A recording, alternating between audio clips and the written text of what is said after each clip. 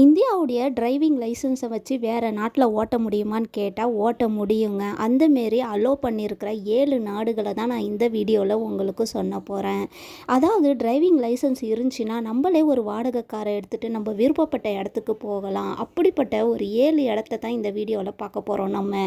நாம் இப்போ முதலாவதாக பார்க்க போகிற நாடு எதுன்னு பார்த்தீங்கன்னா நியூசிலாந்துங்க. நியூசிலாந்தில் பார்த்தீங்கன்னா நம்ம இந்திய டிரைவிங் லைசன்ஸை வச்சுட்டு 1 வருஷம் நம்மளால் வண்டி ஓட்ட முடியும். இதுக்கு தகுதி என்னன்னு பார்த்தீங்கன்னா நம்ம டிரைவிங் லைசன்ஸ் வந்து இங்கிலீஷில் இருக்கணும். அது மட்டும் இல்லாமல் உங்களுடைய வயசு 21 வயசு பூர்த்தியாக இருக்கணும். இந்த தகுதி உங்கள்கிட்ட இருந்துச்சுன்னா நீங்கள் நியூசிலாந்தையே காரில் சுற்றிட்டு வரலாங்க. இப்போ நம்ம ரெண்டாவதாக பார்க்க போகிற நாடு எதுன்னு பார்த்தீங்கன்னா சிங்கப்பூருங்க. சிங்கப்பூருக்கும் சேம் நியூசிலாந்து படி தாங்க 1 வருஷம் ஓட்டலாம். ஆனால் இங்கிலீஷில் இருக்கணும் டிரைவிங் லைசன்ஸ். இதுதாங்க சிங்கப்பூர் நாட்டுக்கு தேவைப்படுறது. இப்போ நம்ம மூணாவதாக பார்க்க போகிறது என்னன்னு பார்த்தீங்கன்னா தென்னாப்பிரிக்கா. இதற்குமே நீங்கள் இங்கிலீஷில் டிரைவிங் லைசன்ஸ் வச்சுருக்கணும். அந்த நாட்டினுடைய எல்லா மேப்பையும் ஆராய்ச்சி பார்த்துட்டு ஒழுங்கான முறையில் டிரைவிங் பண்ணி ஓட்டணும், எந்த பிரச்சனையும் இல்லாமல். நாம் இப்போ நாலாவதாக பார்க்க போகிற நாடு எதுன்னு பார்த்தீங்கன்னா லண்டன். லண்டன்லேயுமே நம்ம லைசன்ஸ் வந்து இங்கிலீஷில் இருந்தால் போதும், நமக்கு வந்து அங்கே ஓட்டுறதுக்கு உரிமை கொடுத்துருவாங்க.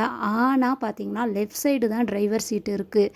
அதனால் நீங்கள் கொஞ்சம் கேர்ஃபுல்லாக பார்த்து ஓட்ட வேண்டியது இருக்கும். அது மட்டும் இல்லாமல் நீங்கள் பைக் ஓட்ட லைசன்ஸ் வச்சுருந்தா பைக்கு மட்டும்தான் ஓட்ட முடியும். கார் ஓட்டுற லைசன்ஸ் வச்சுருந்தா காரு மட்டும்தான் ஓட்ட முடியும். இப்படி ஒரு சட்டம் அந்த நாட்டில் இருக்குது. இப்போ நம்ம அஞ்சாவதாக பார்க்க போகிறது எந்த நாடுன்னு பார்த்தீங்கன்னா சுவிட்சர்லாந்துங்க.